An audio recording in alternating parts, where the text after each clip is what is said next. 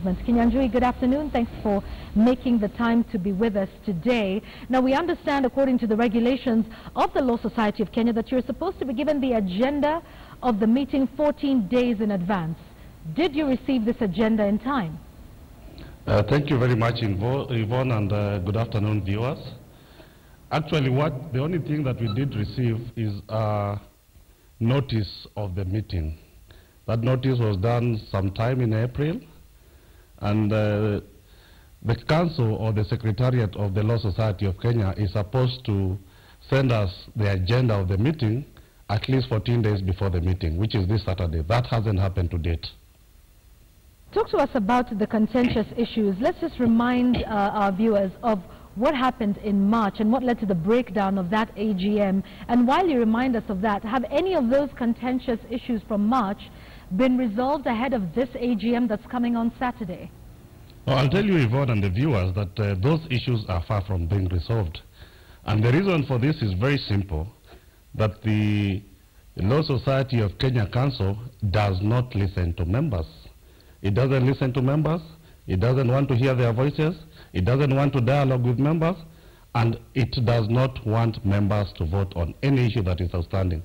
In fact, what they have done over time is that they have even gone to court to try and change some of the issues that the members passed during the last contentious AGM. So we are very worried that the same scenario is likely to be repeated during this continuation of the AGM.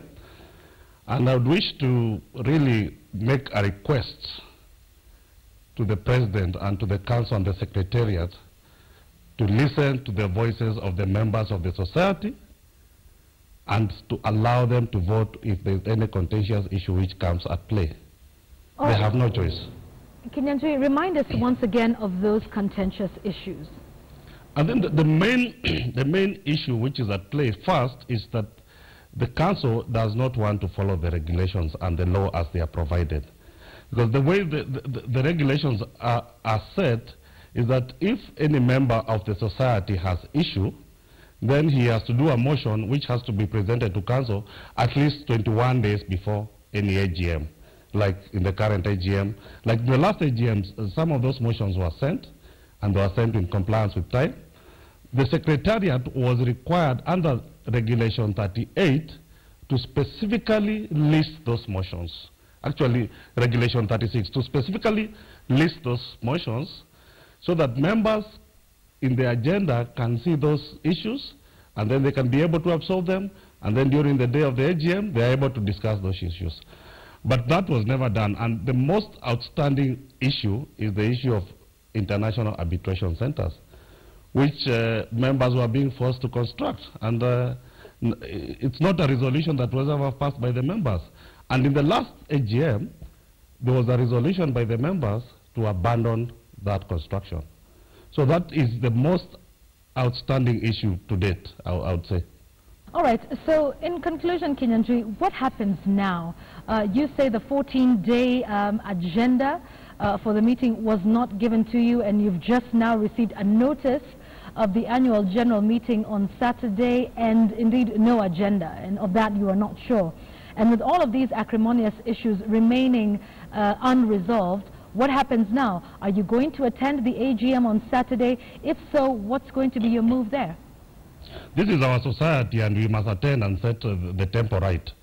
There is no way we can fail to attend, because if we fail to attend, then we don't know what kind of the issues might transpire there. So we'll be there, and we'll be there to guide the Council, to guide the President, and tell him that he needs to comply with the law, and tell him that if there's any motion that will come up for discussion that was not concluded in the last AGM, that members must be allowed to discuss that motion, and members must again be allowed to vote to that specific motion. And on this respect, I would really request that all the members of the society, please, wherever you are, make time to attend. Those are important things that will affect your life.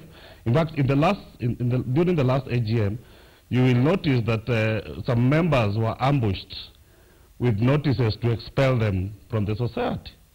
And these are the kind of things that we all need to attend and guard from happening.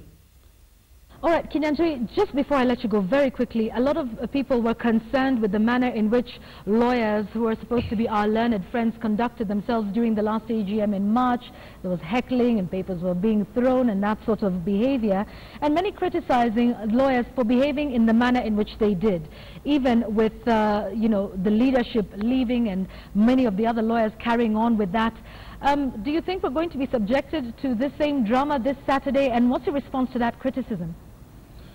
No, the criticism, I'll say that it has really been brought by council, and I'm hoping that going forward, we have always had challenges as LSK, and I'm hoping going forward we'll be able to resolve these issues. But I can tell you for free and any other members that if the council led by the president does not listen to the members, and if the members' voices do not count, and if they are not allowed to vote where they are supposed to vote, then there can be no peace. There can be no peace if members are not allowed a chance to contribute to motions and they are not allowed to vote on important issues. That's the only rallying call that I'd wish to pass over to the council, to be aware that members will attend and members will demand to be heard. All right, thank you very much. Kinyanjui Theory is an advocate of the High Court here.